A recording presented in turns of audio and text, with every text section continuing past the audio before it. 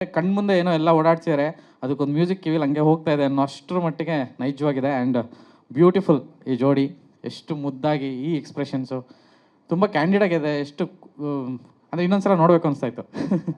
So ಎಲ್ಲರೂ ಕೂಡ ಇಲ್ಲ ಖಂಡಿತ. ಆ್ಯಂಡ್ ಈ ಹಾಡು ಹುಟ್ಟಿದ್ದು ವಿಜಯ್ ಸರ್ ದಯವಿಟ್ಟು ವೇದಿಕೆ ಮೇಲೆ ಬಂದುಬಿಟ್ರೆ ಅನುಕೂಲ. ಆ್ಯಂಡ್ ನಾಗಾರ್ಜುನ ಶರ್ಮಾ ಕಂದಮ್ಮ ಕಂದಮ್ಮ ಲಿರಿಕ್ ರೈಟ್ರು, ಚರಣ್ ರಾಜ್ ಬರಬೇಕು, ನಮ್ಮ ಮ್ಯೂಸಿಕಲ್ ಎಂಪರರ್ ದಯವಿಟ್ಟು ಬರಬೇಕು. ಜನರಲಿ ಒಂದು ಸಿನಿಮಾ ಶೂಟಿಂಗ್ ಆದಮೇಲೆ ನಿರ್ದೇಶಕರು ಆಲ್ಮೋಸ್ಟ್ ಸುಸ್ತಾಗ್ಬಿಟ್ಟಿರ್ತಾರೆ, ಅವ್ರಿಗಿನ್ನೇನು ತಲೆ ಓಡಲ್ಲ. ಶೂಟಿಂಗು, ಎಲ್ಲರದು ಪರ್ಫಾರ್ಮೆನ್ಸ್ ತೆಗಿಯೋದು ಅದೆಲ್ಲ ಮುಗಿದ್ಮೇಲೆ ಹೆಂಗಾಗೋಗ್ಬಿಡುತ್ತೆ ಅಂದರೆ ನಮ್ಮ ತಲೆ ಓಡ್ತಾನೆ ಇರೋಲ್ಲ.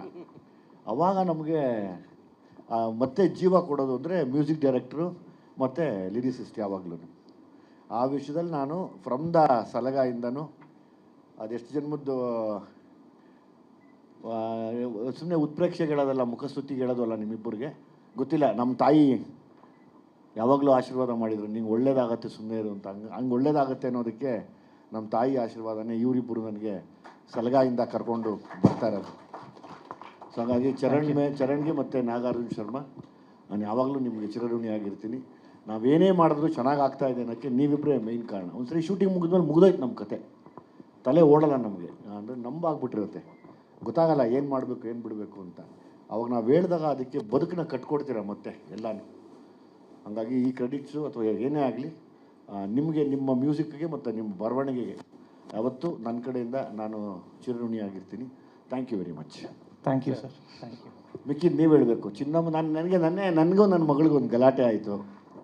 ಅಂದರೆ ಪ್ರೀತಿಯಿಂದ ಚಿನ್ನಮ್ಮ ಕಂದಮ್ಮ ಕಂದಮ್ಮ ಹಾಡಿಗೆ ನಾನು ರೇಗಿಸ್ತಿದ್ದೆ, ಏನಮ್ಮ ನನಗೆ ಇಷ್ಟ ಆಗಿರೋ ಪದ ಎಲ್ಲ ನಿನ್ನ ಮೇಲೆ ಹಾಕಿ ಬರ್ಸಿದ್ದೀನಿ ಅಂತ.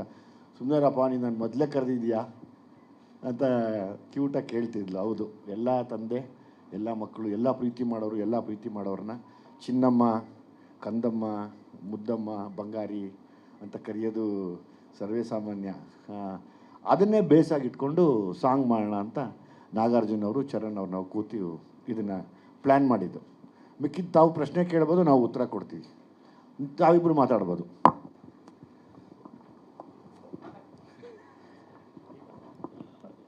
ಎಲ್ಲರಿಗೂ ನಮಸ್ಕಾರ.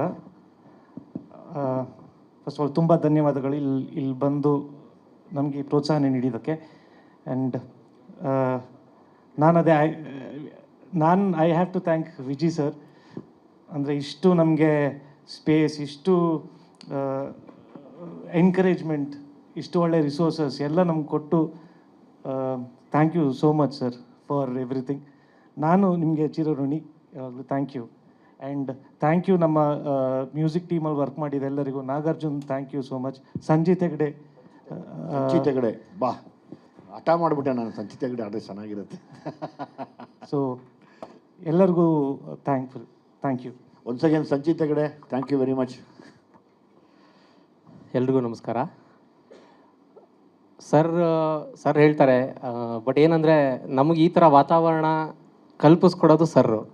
ಆ ವಾತಾವರಣ ಸೃಷ್ಟಿಸಿಲ್ಲ ಅಂದರೆ ನಮಗೆ ಒಂದು ಸಲಗ, ಒಂದು ಭೀಮಾ, ಸಿಟಿ ಲೈಟ್ಸ್ ಆಗಕ್ಕೆ ಸಾಧ್ಯನೇ ಇಲ್ಲ.